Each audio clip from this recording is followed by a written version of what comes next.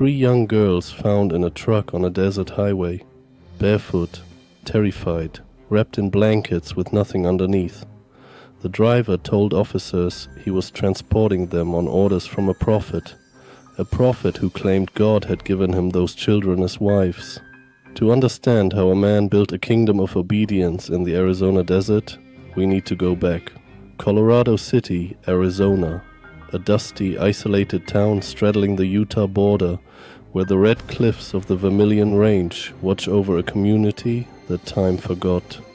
For decades, this was the spiritual heartland of the Fundamentalist Church of Jesus Christ of Latter-day Saints, the FLDS, a breakaway sect that practiced polygamy, arranged marriages, and total obedience to a single prophet.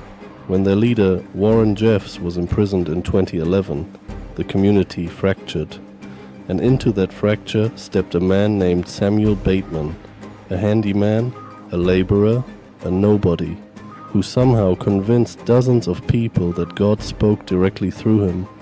By the end of this story, you'll understand how a man with no authority built one of the most disturbing cults in modern American history, and what it took to stop him. Samuel Bateman was born into the FLDS community. He grew up in the closed world of Colorado City, where the prophet's word was law and questioning authority was a sin worse than any crime. He wasn't educated, he wasn't charismatic in any traditional sense.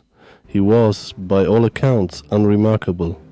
But Bateman understood something fundamental about the people around him. They were lost. When Warren Jeffs went to prison, the FLDS splintered into competing factions, each claiming to carry the true priesthood authority. Families that had followed one leader their entire lives suddenly had no direction. Bateman saw the vacuum. Around 2019, he began telling small groups of followers that he was receiving divine revelations, direct messages from God. He said he had been chosen as the rightful successor to the priesthood, not through any official channel, but through personal revelation. And here's the thing that investigators would later struggle to understand. People believed him, not just a few, entire families.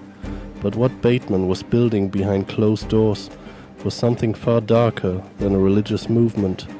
Bateman's revelation started small, instructions about prayer, guidance on daily living, the kind of spiritual counsel any pastor might offer. But the instructions escalated. He told fathers in his group that God required them to give their daughters to him in marriage, not as a suggestion, as a commandment. Refusal, he said, meant damnation, not just for the father, but for the entire family line. He called these unions celestial marriages, sacred covenants that would ensure salvation, and one by one, families complied. By 2022, Bateman had taken at least 20 wives. Some were adults, but many were minors, some as young as 9 years old. Think about that for a moment. 9, a 4th grader. Bateman didn't just marry these girls in some symbolic ceremony. Court documents would later reveal that he consummated these marriages. He filmed it. He distributed the recordings among his followers as proof of his divine authority. He taught his group that these acts were not abuse, they were worship, and anyone who questioned it was questioning God himself. Inside the group, life was controlled down to the minute. Bateman dictated what his followers wore, what they ate, who they spoke to. Women and girls were moved between houses in the dead of night.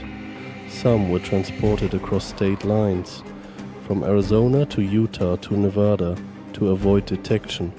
Bateman called these movements acts of faith. The FBI called them trafficking. The level of psychological control was staggering. Former members described a world where doubt itself was a sin. If you questioned Bateman, it meant your spirit was corrupted. Children were taught that the outside world was evil, that law enforcement were agents of Satan, and Bateman reinforced this with tests, loyalty tests. He would instruct fathers to bring their daughters to him and watch. If they hesitated, they failed. If they refused, they were cast out. cut off from their families, their community, everything they had ever known. Imagine being a parent in that world. Your entire social structure, your family, your belief in eternal salvation, all of it hinging on compliance with a man who calls himself God's voice. Some parents did refuse, they lost everything, but others didn't, and their children paid the price. The FBI had been watching Bateman for months, but the break in the case came from an unlikely place. A routine traffic stop in Flagstaff, Arizona in August 2022. Officers pulled over a vehicle and found 3 young girls inside, visibly distressed, inadequately dressed. The girls were Bateman's so-called wives. They were being transported by followers. That stop triggered a federal investigation that moved fast. Agents raided properties in Colorado City and Short Creek. What they found inside was a trove of evidence, recordings, journals, communications between Bateman and his followers that documented the abuse in explicit detail. Bateman had been so convinced of his own divinity that he hadn't even tried to hide it. He'd recorded his crimes as scripture. But here's what makes this case even more unsettling. Bateman wasn't operating in some hidden jungle compound. He was living in an American town, with roads and neighbors and a post office. State and federal agencies had been aware of abuse in FLDS communities for decades. Warren Jeffs had been convicted years earlier. And yet, in that same community, a new predator had risen, and it took years for anyone to act. Samuel Bateman was arrested in September 2022. He was charged with federal counts including conspiracy, kidnapping, and tampering with evidence. Several of his followers were also arrested for their roles in transporting and concealing the victims. In court, the full scope of Bateman's crimes became undeniable. Testimony from victims painted a picture of a man who had weaponized faith to destroy childhoods. Girls described being told that resisting him was resisting God, that their suffering was sacred, that their silence was obedience. In 2024, Samuel Bateman was sentenced to 50 years in federal prison. He will likely die behind bars. But here's the part that should stay with you. Every single person who handed their child to this man did so believing they were doing the right thing. They weren't monsters, they were believers. And that's what makes this story so terrifying. Not that a predator existed, but that an entire system of faith was twisted into a machine that delivered children to him willingly. Samuel Bateman is in prison, but the community he preyed upon still exists. The children he harmed are still healing. And somewhere, in some quiet town you've never heard of, another voice is claiming to speak for God. The question isn't whether it's happening again, it's whether anyone is listening. The dark ledger has many pages, and the next one might be the one that keeps you up tonight.